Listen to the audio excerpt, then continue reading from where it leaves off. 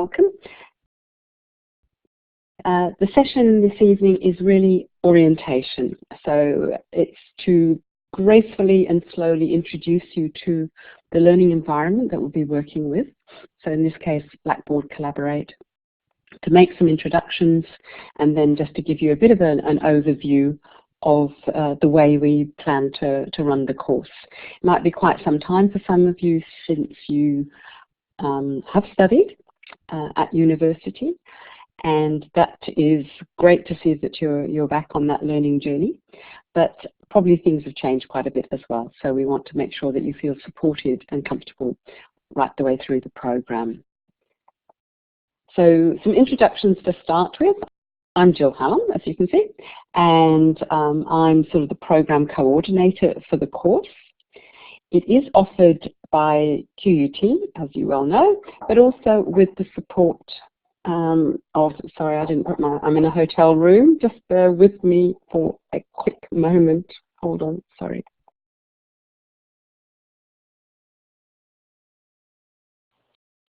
Hi everyone, it's Kate Davis here. I'll just jump in while Jill's away. Jill is the travelling instructor, so she is travelling at the moment, and I can't even remember where in the world she is. I don't think she's in the Netherlands yet, but... Hello, yes. Hello. Hi, I'm in Sydney, and okay. I forgot to put the Do Not Disturb sign on the door, which was my great intention. So that was the turn down service, and I've been given a whole bunch of chocolates, so I'm lucky.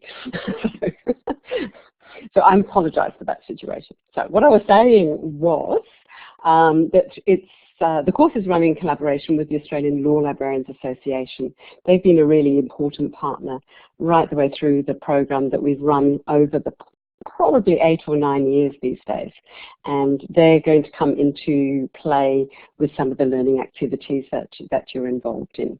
So anyway, I'm Jill, and then Kate, you've been speaking to just there. Kate, you want to just say hello again? And hello, I'll say proper hello now. Yes, I did. So, Kate, yeah, thank you. Kate is the course coordinator at QUT for the Library and Education Program, and she's looks after all of the back end of this course. You've probably had lots of communication with her around the administrative issues and also the technology side of things. So without Kate, it will be very difficult to get things on the road. So thank you to Kate. And then our new person who's come on board this year is Shirin Flubergs. And Shirin, do you want to introduce yourself quickly as well? Hello everybody, looking forward to meeting you all online. Yes. Great. So Shirin has completed the course herself, so she's got a very deep understanding of what it's like to be on your end of things, not our end of things. But she's also a practicing law librarian and a lawyer to boot as well. So she's a very rich addition to the team, and we're delighted to have her on board. So make sure that you tap into her knowledge and experience along the way as well. So that's the main team, and we'll get to know you, obviously, as time goes by. First of all, we thought it would be important for you to know a little bit about this environment. We don't know how many of you are used to being in an online classroom.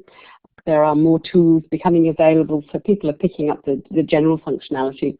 But we thought it might be helpful if Kate just gave you a quick run through about how this classroom is laid out and some of the etiquette that we want to work with as we go through. So Kate, can I hand over to you, please? Hi again, everyone. I'll just give you a brief orientation to Collaborate, which is the virtual classroom that we use here at QUT and that we're using in this course. So I know this is a bit meta and looks a bit unusual, but I want to explain to you the different regions of the screen and how the different functionality works. So on the right-hand side of the screen where you can see the image now is what we call the whiteboard. That's where you'll see slides displayed during class, and also if we're sharing our screens at any stage, you'll see screen sharing happening there as well. From time to time, you'll see a little pointer pop up on the screen. I think I'm the last great holdout in terms of who actually uses these pointers. So I don't know if Jill uses them, but I'm quite fond of the pointy finger. So from time to time we'll use an icon to bring your attention to something on the screen. Okay, so down the left-hand side of the screen is where all your interaction happens, and there's 3 panels there. The top one is the audio-video panel. Now, as a default, you'll see a blacked out area on the screen, and that is where, if we had our webcams turned on, you would see our faces. We don't tend to use our webcams a lot because in this great country of ours, we don't have awesome ubiquitous broadband, and that means that we can get a slowing down of the audio connection if we use the video. So we don't tend to use the video very much. But that black area does take up a lot of space, and you can make that take up less space by clicking on the little downward arrow beside the words audio and video there. So if you toggle that, you can actually collapse it so the black disappears. And the reason that's useful may not seem obvious now, but once we get started chatting in the chat panel, you'll see that it's helpful to have a bit more real estate there. The audio and video panel is where you control your microphone, so I'll give you a closer look at that. We get you to toggle your microphones on and off in this course because we set Collaborate up to have a maximum of 3 or 4 simultaneous speakers. So there's only ever 3 or 4 microphones available at any one time. And we do that because with slight delays in connectivity, sometimes people can talk over the top of each other, and it's just simpler to have less people talking. So what we ask you to do is turn your microphone on when you want to talk and to turn it off when you are finished talking so that someone else can use the microphone. So when your microphone is turned off, it looks like this button at the top here.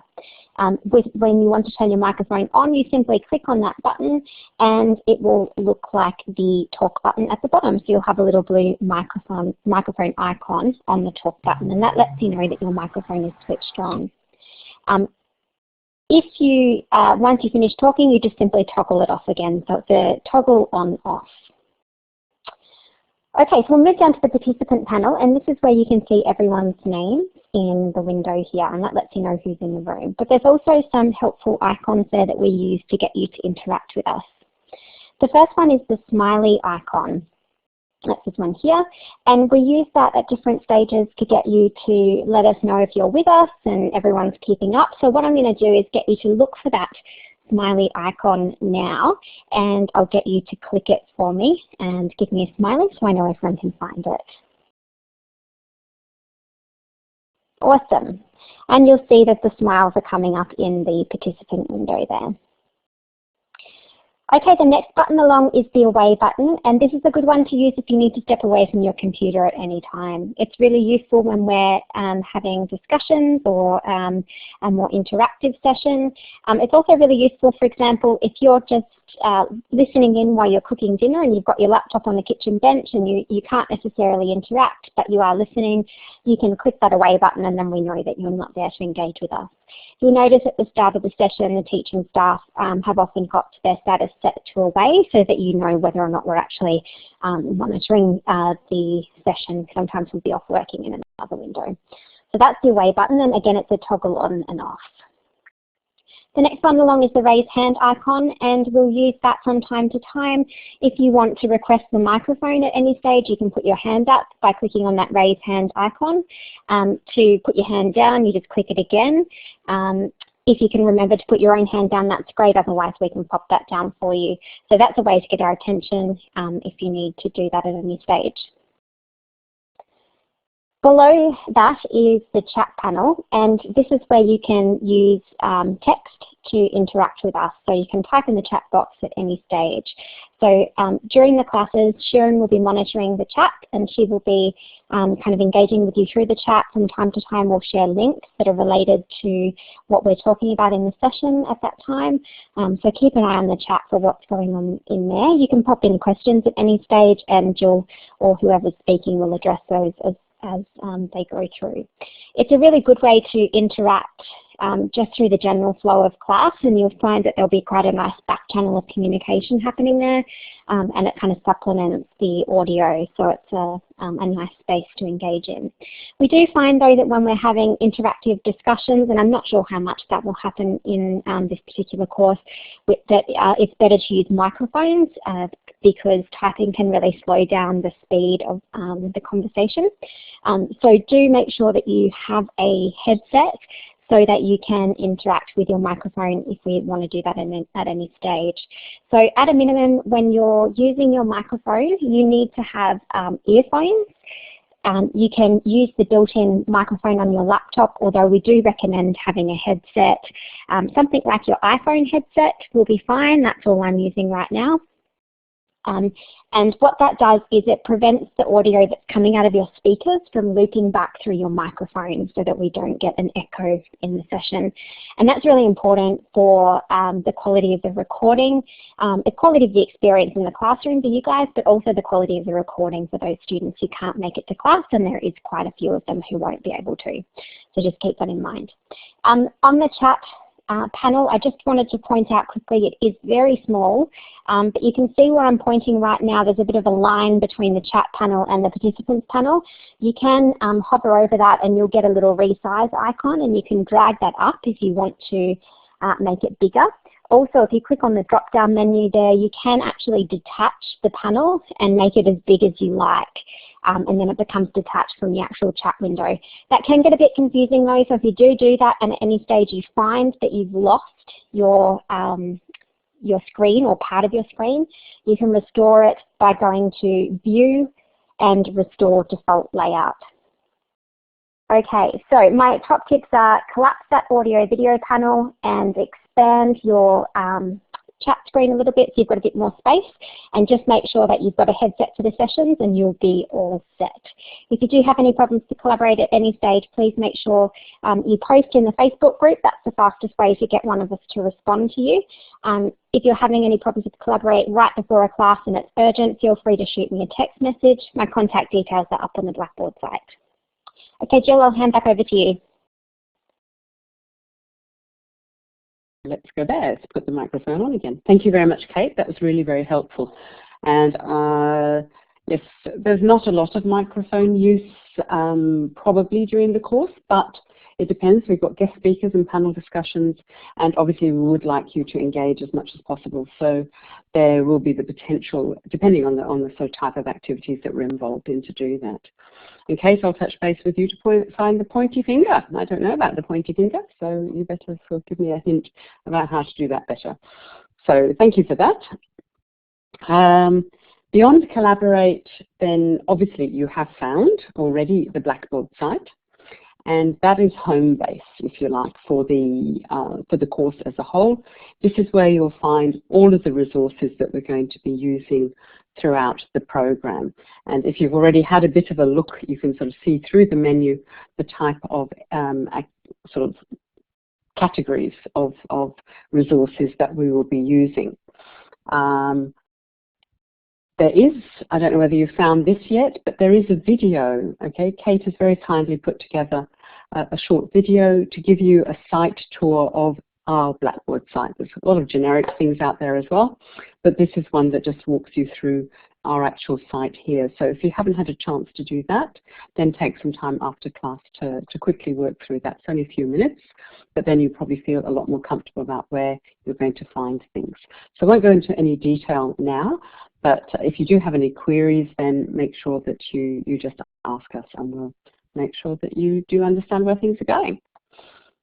The other community is the Facebook site. There's been quite a few requests already for people to join, so that's growing.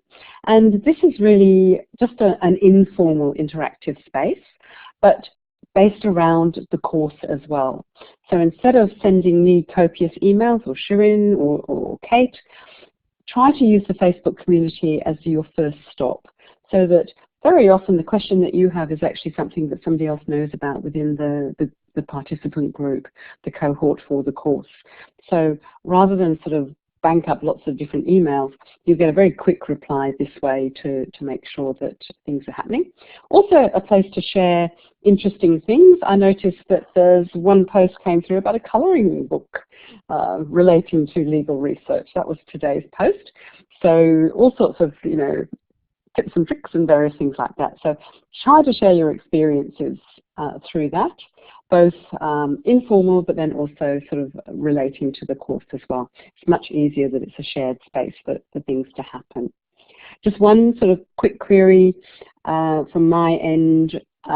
If your Facebook name, your Facebook profile is not your common name, the one that you normally go by, if you could just sort of maybe send me an email to say, I am actually this person with the pseudonym of such and such. That'll make it much easier to make sure that we accept the right people into the community, because it is a closed group. So we don't want any random sort of hovering in there and sort of disturbing the peace. So just please, if you know that your Facebook name is different, please just share that with me privately, and then we can make sure that comes back. So that's the Facebook site. And then most importantly, it's all about you. So the participants, we've got about 26 people in the course, which is fantastic. And we're delighted to sort of have such a really wide range of geography, so where you're all located, diverse professional backgrounds. So we do really want to get to know you. I did a quick little check of the registrations, and yes, everybody is scattered across the country, which is just amazing. A very strong presence from academic libraries this time. It varies each time we run the course. Lots of university libraries this time, probably about 10 different universities. So that's really good to see. And so there'll be lots of opportunities for you to sort of share your knowledge and experience across those different areas. We've got a number of government departments as well coming on board from different regulatory bodies. We've got Law Reform Commission, Fair Work Australia, the Australian Government Solicitor, so lots of different ones there. And we've got some people from the courts as well. So again, you'll learn as we go through the course about the diversity that happens across legal research in those different areas, as well as the private law firms. And we've got a couple of people who've come in from private law firms. And on top of that, we've got some public libraries. As people are getting to, I suppose, explore, have access to a lot of legal information freely on the web, public libraries are becoming very aware that they need to understand the whole environment of where legal research, where any individual really is interacting with legal information. So it's really a great cohort, and that's going to, I think, make the course very, very interesting as we work through it.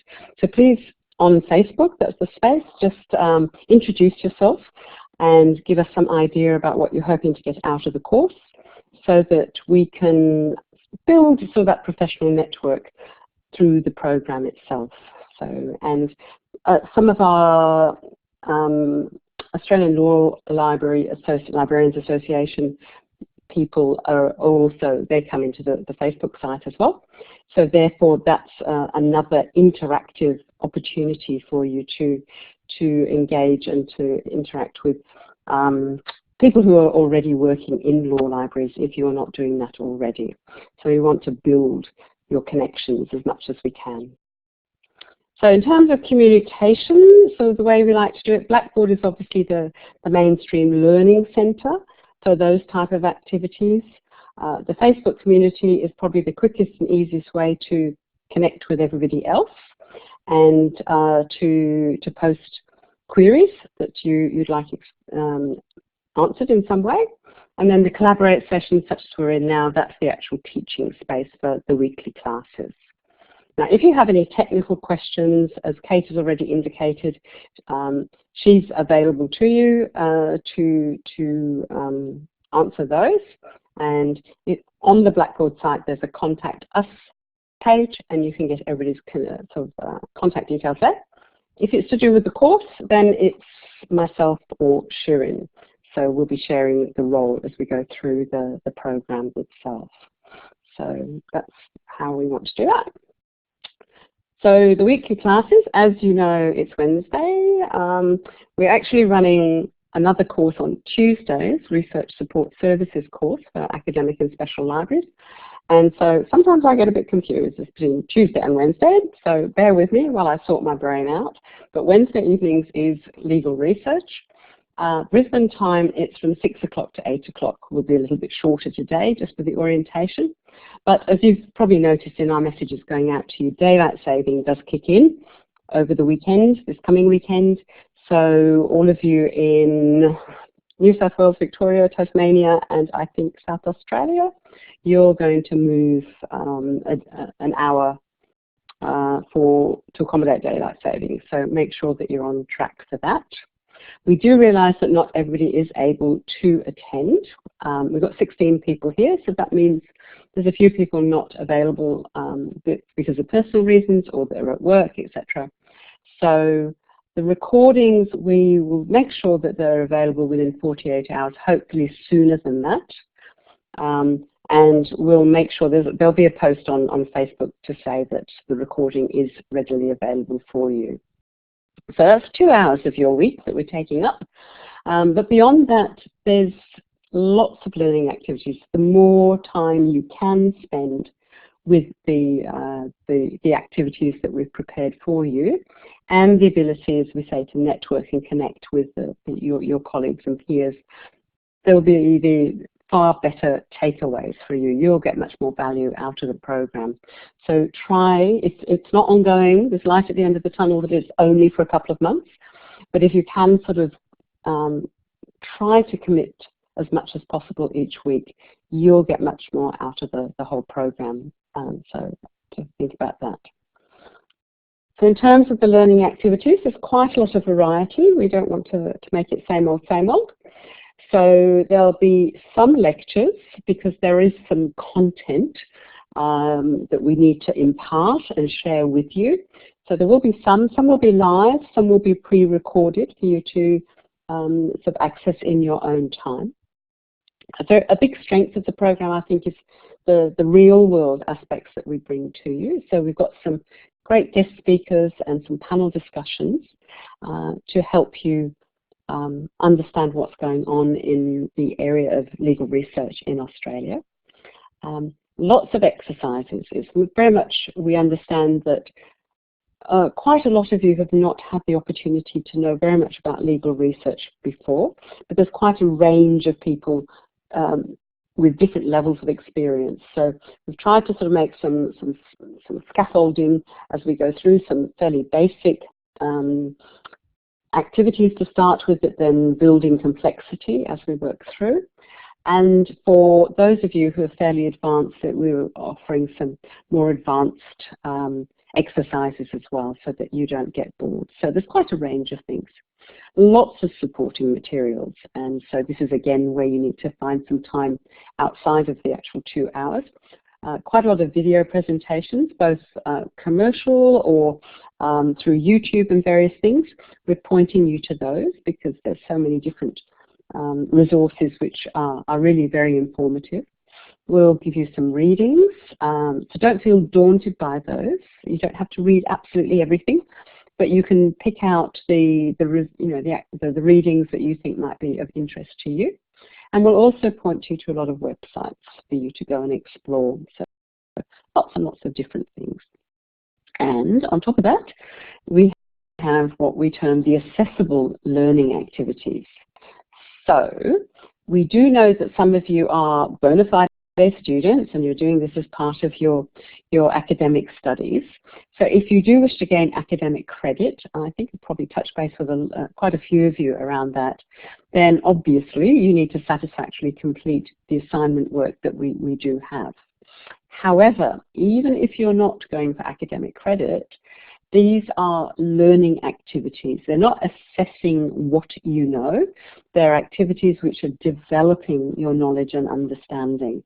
So and you obtaining feedback on how well you are doing with that.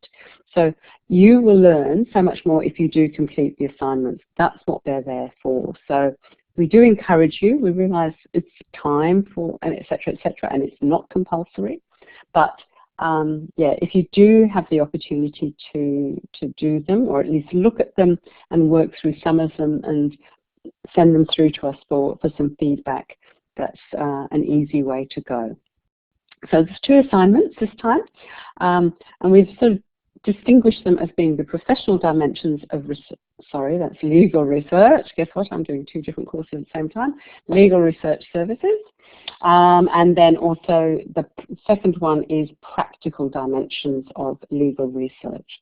So what we want you to do is, for assignment 1, is go out there and interview a law librarian working in the field. We'll give you a lot more detail and the chance to ask questions next week about this.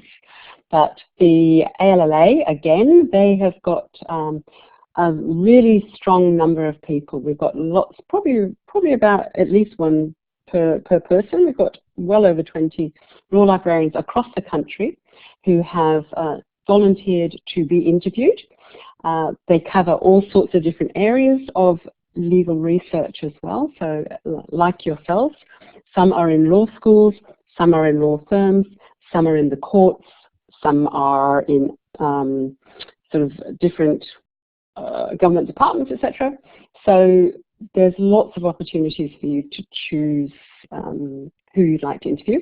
And also, if you do know somebody yourself that you'd like to sort of learn more about, then and the work that they do, then there's a chance to do that.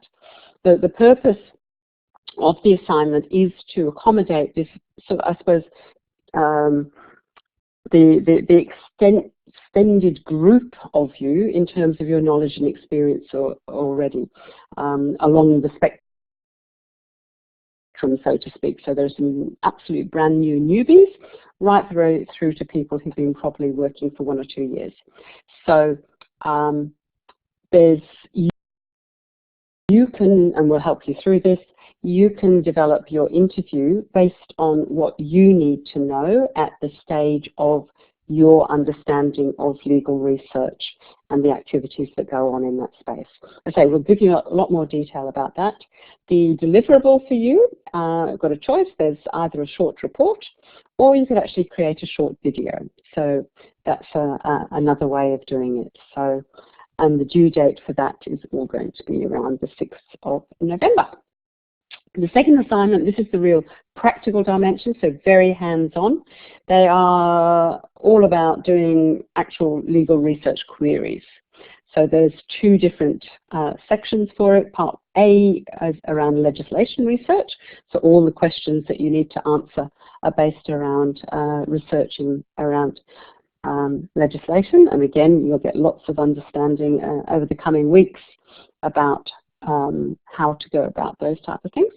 And then there's also then the second part is case law research. So what happens in terms of finding and locating the case law relevant to a particular legal issue. So the assignment information is all in the assignment brief, and you'll find that on the Blackboard site. And the assignments themselves are submitted via Blackboard, so that's the way we want you to go for that. The due dates for those are at the end of the course, so you'll have had all of the information, all the practice, all of the different things that you need, and so it's sort of like a summative thing to bring together all of your knowledge and understanding and put it into practice. So, but again, we'll introduce you to that as we go through the course to make sure that you feel comfortable. So I just can reiterate, if you really want to get the maximum out of the course, then we do encourage you to get involved in those activities. So just in a way to summarize some of it all, I'm at a higher education event here where very similar sort of discussions are happening, but on Monday at University of Queensland I attended a sort of higher education discussion which was attended by people from all of the universities across southeast Queensland. And one of the speakers was really quite trying to put into perspective the issues relating to contemporary learning. She was taking it from the viewpoint that a lot of universities are doing this quite badly. They are still locked in the past and doing a lot of legacy things. So for those of you who are sort of haven't been at university for a while, we've got a bit of a different take, and I was quite refreshed to find that some of the strategies that we have in place for our courses at QUT really do reflect some of the best practices that this speaker, who's got a government-funded grant to investigate some of these things, she was able to do. So these little points here sort of reflect what she was trying to do, and I think it's really useful because this is the tone and flavour of the program that we want to bring to you. So it's very much about the importance of future capability. So we're not looking backwards about discipline knowledge you should have known in the past. It's got quite a future focus about what's happening in legal research, what the future directions are likely to be, and sometimes we don't know, but also what are the skills that you are going to need to manage all of this knowledge and understanding now, and further, how can you develop these skills yourself in the future as well.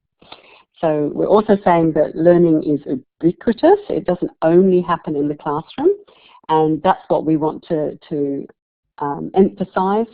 The opportunity to go and interview a law librarian, this is that you will be totally outside of the actual direct learning environment.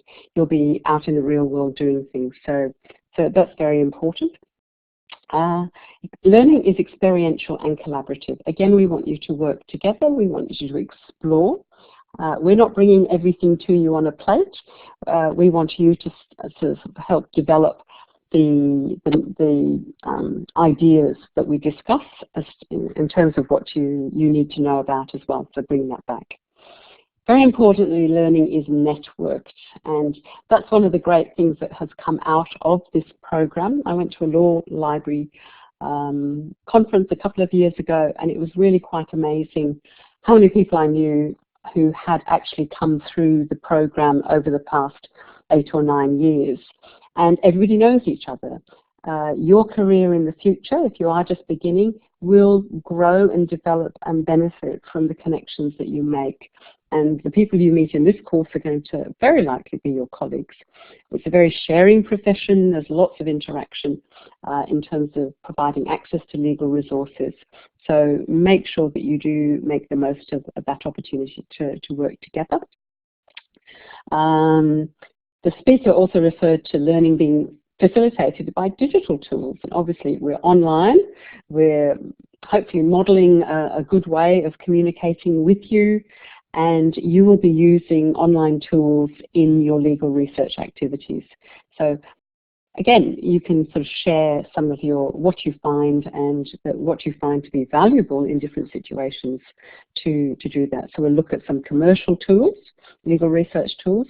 So while you're a student participant in the course, you have full access to all of the resources that QUT subscribes to through the law library. So if you're not normally in an academic environment, make sure you maximize the opportunities to get to know some of these tools while you're here. But bearing in mind that we know not everybody will have access to these very often very expensive tools, we also focus on what legal information is available free to air on the internet and introduce you to those resources as well. And very often there's supporting user groups and everything that you can get involved in to help there too. It was mentioned that life is full of attempts and failures, and so please don't feel in this course that you have to be perfect. It is about exploring and testing and finding out how things work. So just go in there to play and yeah, learn from those experiences.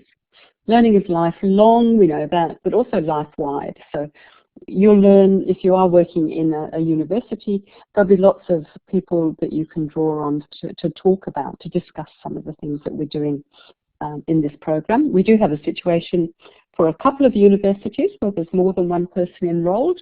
So you've already got a learning buddy, somebody you can sort of interact with and sort of work on things. The second assignment, we're more than happy if you want to do that in pairs. Just the ability to, as you're undertaking a legal research query and doing all of the reference work that's required around that, the opportunity to talk to somebody and articulate ideas can be very, very helpful in doing that. So once again, learning is out in the world. It's not just in university. So you're not just going to learn in this little 2-hour slot, but also learning is individual. And we realize there's so many different people in the class, and you'll all have your own learning needs, what you want to get out of the program. You'll be in different environments. So again, make the most of those chances to make it really what you want. As I indicated before, like with assignment 1, it's very much what do you need to know, what do you want to learn about, and you develop your own strategies to achieve that through that learning activity. So it was just really interesting the way things come together in preparing for this course. We are doing some very interesting things at QUT, so make the most of the chance to do that. So just to finalise all of this, it's a full program, we know that, but we want you to enjoy it. Learning should be fun, and learning normally is fun. So let's make sure that you do get that. It's all about asking questions, so please don't think, I don't know that, therefore I can't ask. Please just make as much as you can of the opportunity to ask each other questions and to seek the answers. The law librarians who are ready to be interviewed, they're ready to be mentors through the program as well. So they're more than welcome to go and visit their libraries and to learn about the teams that they have in those different places of work. So just get out there. So yeah, that's really in a nutshell, in just sort of like 40 minutes or less, what we're trying to do in the program. So now we'd like to hand it over to you to whether you've got any questions that you'd like to give. You can raise your hand or you can type it into the text box, whichever you want to do. Or whether Shirin thinks I've overlooked something and I haven't explained something very clearly, that's also important to know as well.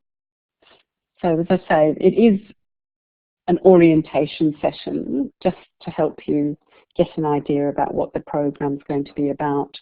And I say lots of information on Blackboard site for you to work with in the meantime. And the idea is that we'll get started with the content in the coming week, and you'll find there's already on Blackboard for week 1, there's some resources for you to explore and things like that as well. So any concerns? Are you worried about anything? It's a bit, we've got somebody, my thing is not showing, I've got something. That's David, you've put your hand up. Thanks very much for that. That was a really good introduction. Yes, you've got the microphone. I just was looking through the Blackboard course and looking at the readings, and I noticed there's some references to some book chapters. Can you let us know whether any of those chapters will be available online, or we can have to procure those books ourselves? Yeah, that's all right. Shirin, you've been working on this in the background. Can I ask you to respond to that one? Certainly, thank you. So with for copyright reasons, we can't put everything up, but what we have through QUT is QUT reading. So when you go to the Blackboard site, it should be under Learning Activities, and at the very top there's a link called QUT Activities. And that should give you some of the chapters that we've put into there. Yeah, I can see that. I can see that some of them are actually online resources, which was good. Yeah. I just know. Yeah, sorry, go on. Oh, and then other books would be available as ebooks through the QUT Library Catalogue, if you're familiar with that. Okay, sure. But if you do have any questions, do feel free to email me, and I can check into that for you. That's okay. I'll probably more than likely end up buying them into my own collection anyway, so that's good. Thanks for that.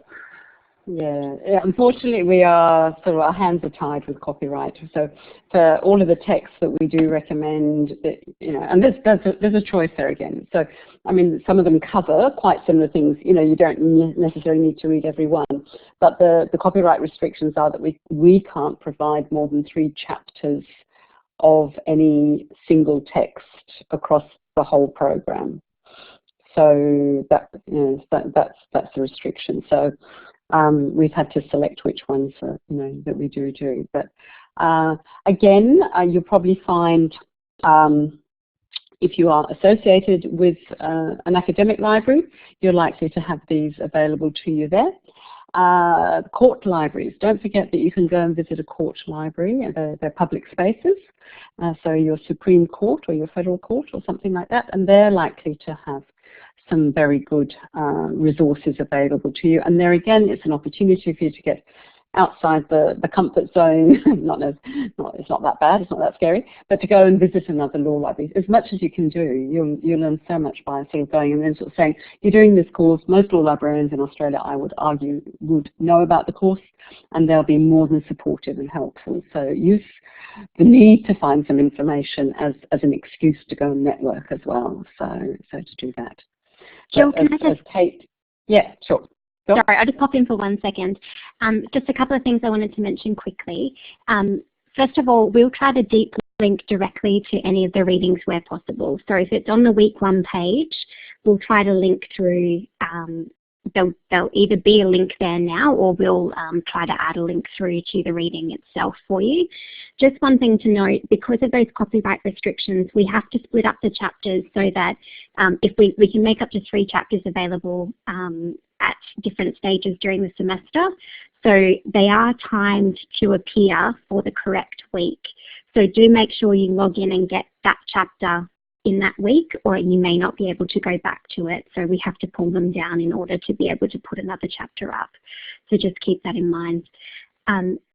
Jill, also I see Maria had her hand up. So Maria, if you wanted to grab the mic, you're welcome to use that just by clicking on your talk button, or you can also chat in the chat box.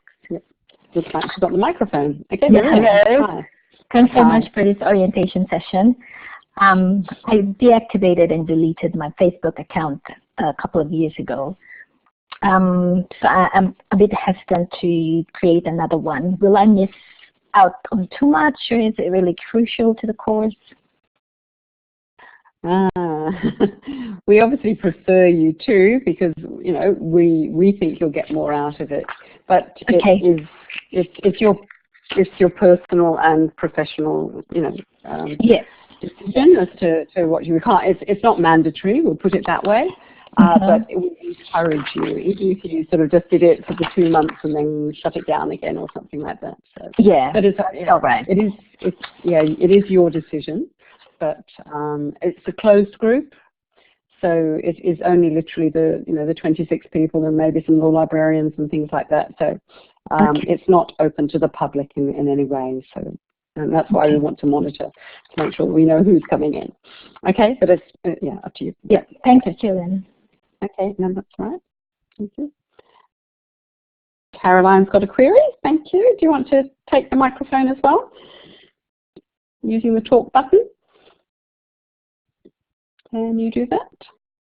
Sorry, I didn't have the talk button pressed. Can everybody hear me?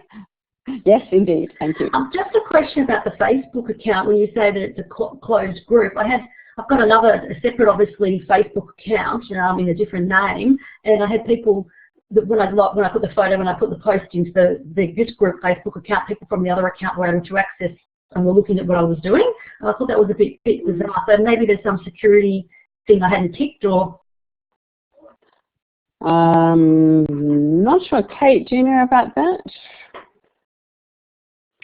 Sorry, was that question that when you joined the Facebook group, your friends could see that you had joined? Is that what you were saying? Yeah, well, they commented on the photo that I'd put on. That I didn't realise people from outside the group would be seeing access to it. So it was a bit strange. They shouldn't be getting access to it. So it's possible that you might have posted it to your wall instead of the group. Oh, okay. Okay. Well, let's go back and check that. I mean, check it doesn't really matter because these people are my friends, but I'm just thinking other people, you know, I'm a bit like the last person that I don't use Facebook a lot and I don't really want to have it too much of a profile. Yeah. Okay, thank you. I don't use it either, but it should be, and so I understand, but it should definitely be just in the group. So just double check to make sure that you were posting it to the group rather than your personal wall. Okay, thank you. Another question I just had really briefly was, I noticed when Gillian was talking that she mentioned that the assignment was due on the 6th of November. I noticed from the other material it's talking about the date given of the 30th of October. I'm just wondering if that was... All right. Okay. No urgency to know that now. No, that's right. Yeah, it's probably an editing problem. That or whether, again, I didn't edit that from the research support services then. It might be. Let me double check. I'm sorry. I was copying slides, which you shouldn't do. I know you shouldn't do it. So that's fine. Thank you. Yeah. Okay. I will clarify and make sure that is all correct. So. Okay. Thank you. I'll give it. If you all need it until the 6th of November, we'll do the 6th of November. That's fine. Okay. Thank you. Okay. Thanks. And I suppose on that point, but we'll go through that in more detail, but we understand that you're all busy people as well, so as long as you give us due notice, if you know that for personal reasons you're going away or something like that, we can spread the workload as needs be. It's certainly not as clamped down as some university courses. It is a predominantly professional development course, and we take your professional issues into account as we manage it all as well. So. But obviously we still need to manage it, and the fact that the course goes through till the end of November and then butting into December, we're not going to give you month extensions over Christmas and things like that. We do want to wrap it all up before then. So, but that's down the track. Yes, our poor person who's had a problem with their profile. Law librarianship. Hello, can you take the microphone? Yes. Fair enough, Law. I'm sorry I couldn't change it. But, no, that's all right. I'll have another attempt during the week to see if I can.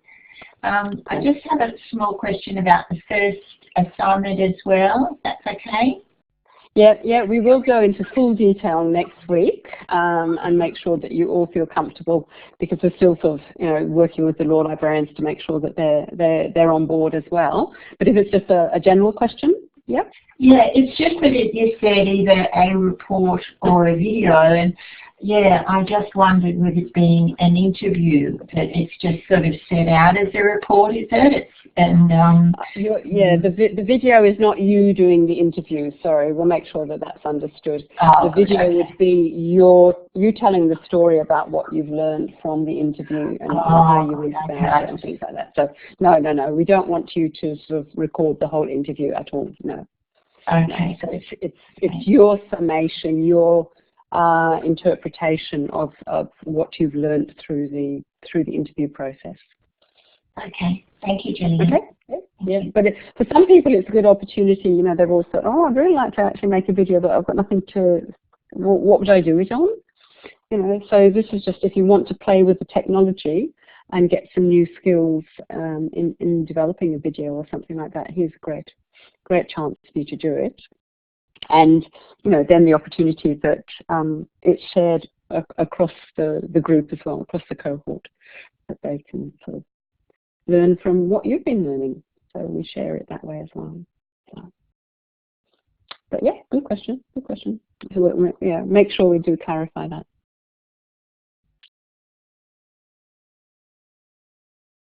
It's all gone quiet. So. Okay, well hopefully you all feel comfortable that you're going to get enough out of the course that you'd hope to get out of the course.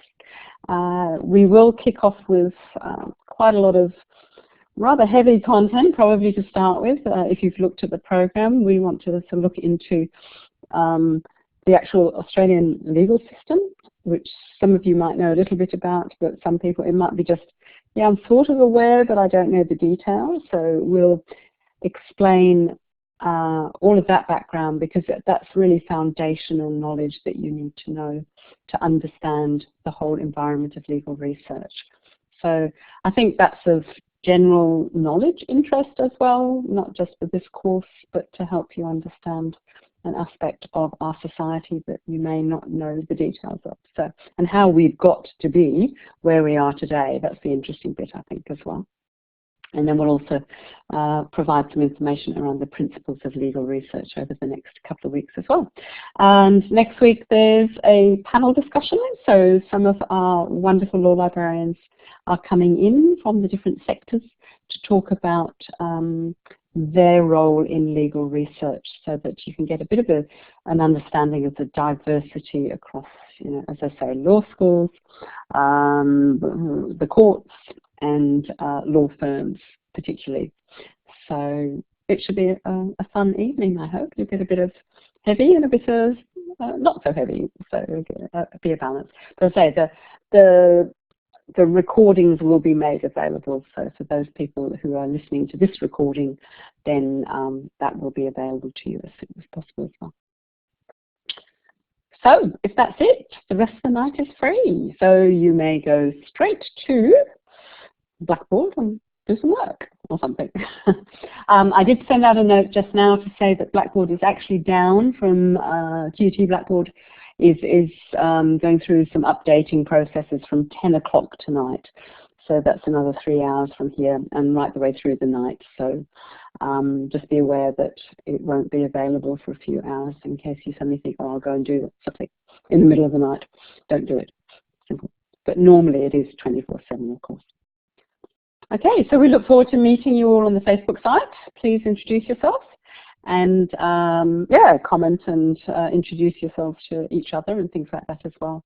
Some of you might well know each other already. That's always part of the thread that we get through this program because of people already working in the sector. So, but yeah, any sort of personal queries that you've got, then email. If they're just a general query, then feel free to just put that to the Facebook site. And we look forward to seeing you next week. So, and good luck to all of you going into daylight saving, and hopefully you get an extra hour's sleep or 1 hour less or whatever way it works out. So, okay, so that's it from us really. So thank you very much indeed. And yeah, bye from all of us here.